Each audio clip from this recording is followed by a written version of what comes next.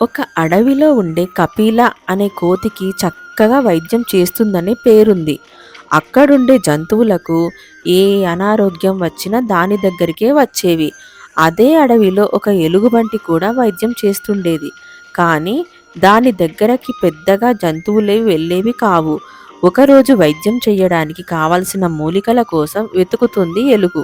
అక్కడే దానికి కోతి కనిపించింది. అప్పుడు కోతి మామ, నువ్వు నేను ఒకే దగ్గర వైద్యం నేర్చుకున్నాం.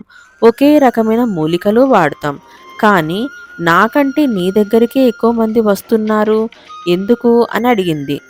నువ్వు వైద్యం చేసే విధానం చూస్తే గాని చెప్పలేను అంది కోతి. అన్నట్టుగానే కొన్ని రోజులకు ఎలుగు వైద్యాన్ని పరిశీలించడానికి వెళ్ళింది కోతి.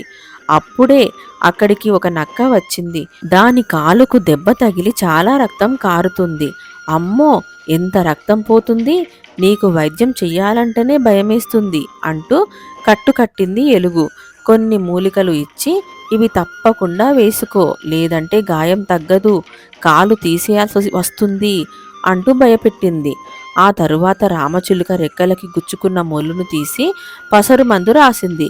కొన్ని రోజుల వరకు ఏది పడితే అది తినద్దు, కాస్త జాగ్రత్తగా ఉండాలి, లేదంటే ప్రాణాలకే ప్రమాదం అని చెప్పింది.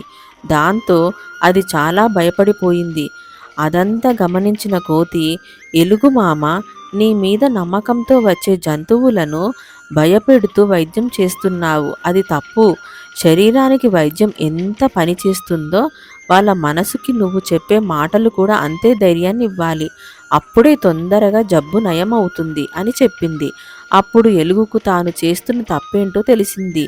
ఆ రోజు నుంచి కోతి చెప్పిన మాటలు పాటించడం మొదలుపెట్టింది. మెల్లగా ఎలుగు కూడా మంచి పేరు తెచ్చుకుంది.